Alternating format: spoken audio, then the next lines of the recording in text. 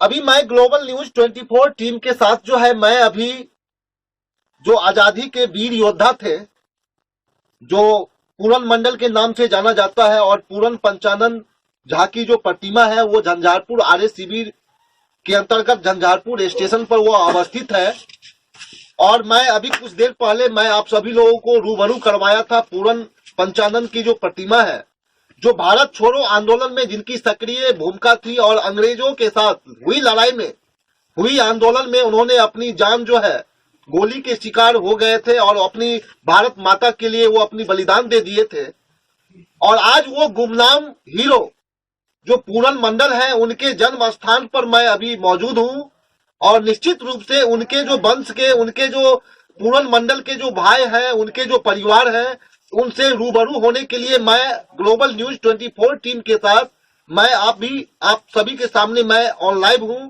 आप देख सकते हैं कि यहाँ पूरन मंडल के जो पैतृक जो स्थान है, आज मैं उनके घर पे मैं आया हूं और उनके घर में ये पूरन पंचानन की जो है सो प्रतिमा लगी हुई है, और साथ ही में ये पूरन मंडल जी के भाई हैं। और निश्चित रूप से मैं ग्लोबल न्यूज 24 टीम के साथ मैं आप सभी लोगों को उनके बारे में, उनके अतीत के बारे में, उनके पूरन मंडल जी के जन्म स्थली से मैं आप सभी को ग्लोबल न्यूज 24 के माध्यम से मैं पूरन मंडल की जो जुबानी है वो उनके वंशज के द्वारा जो है सो मैं आप सभी लोगों को रूबरू कराने जा रहा हूँ। क्या नाम हुआ आपका? छेदू मंडल। छेदू मंडल जी आपका नाम हुआ। जी।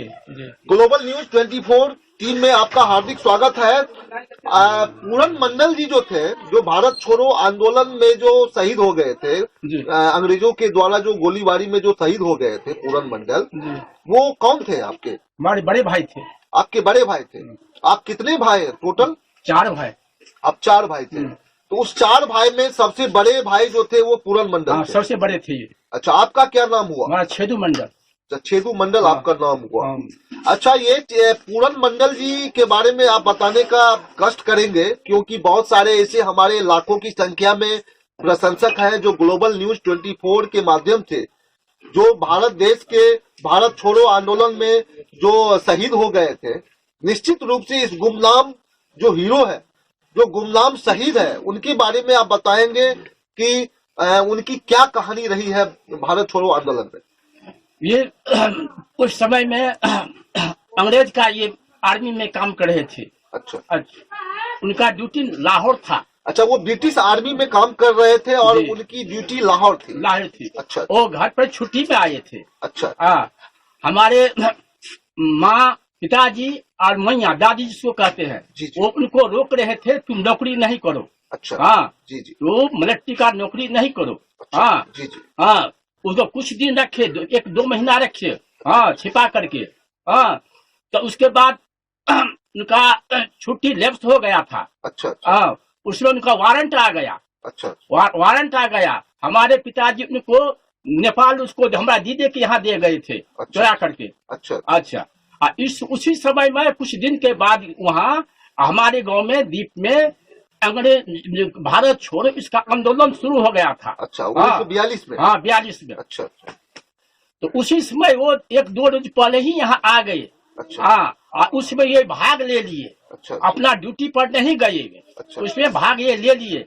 हमारे पिताजी सब रोक रहे थे, तुमको ज्यादा नहीं है, लेकिन ये कहे कि नहीं, हाँ, हमारे खून से भारत माँ का सेवा होगा तो हम करना ही पड़ेगा हमको।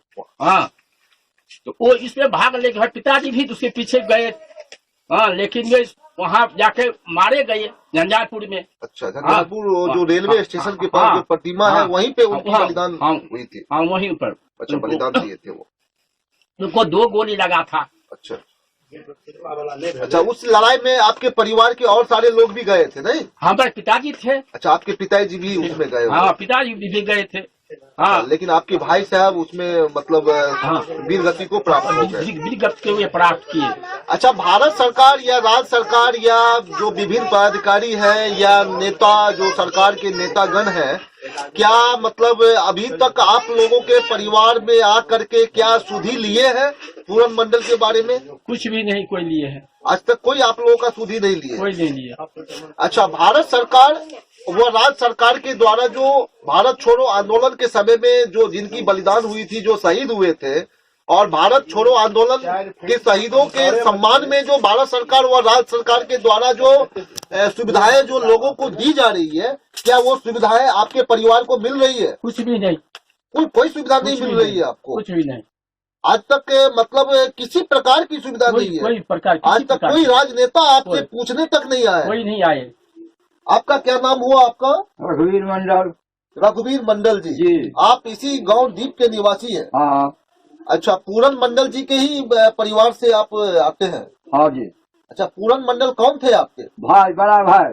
अच्छा, आप भी उनके भाई ही हैं? हाँ जी। अच्छा, आपके बड़े भाई थे? बड़ा भाई। अच्छा, उनके बारे में कुछ बताइए ग्लोबल न्यूज 24 पर। उनको बारे में हमारे भाई जी नौकरी करते थे लाहौर में। अच्छा, लाहौर से यहाँ आया, चला गया वहाँ नेपाल। अच्छा, नेपाल से उनको वारंट आया था। अच्छा, वो वारंट पर नहीं आए। अच्छा, उसका बाद में आया, यहाँ आंदोलन हुआ था भारत सरकार को, उसमें भाग लिए थे। अच्छा, गया और वहाँ 2 गोली लगा, वहीं मर गए। अच्छा।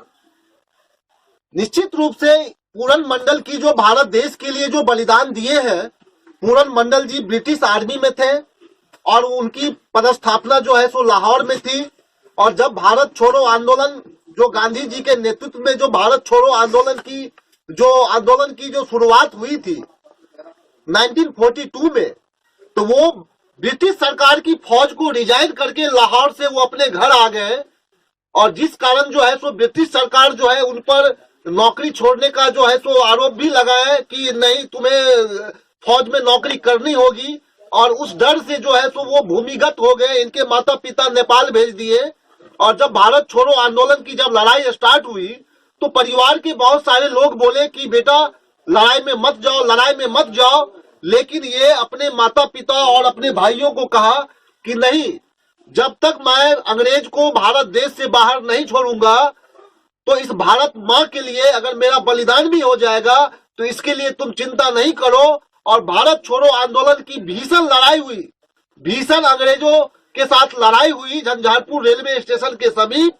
और उसमें पूरन मंडल जी वीर गति को प्राप्त हुए, उन्हें 2 गोली लगी उनके शरीर में।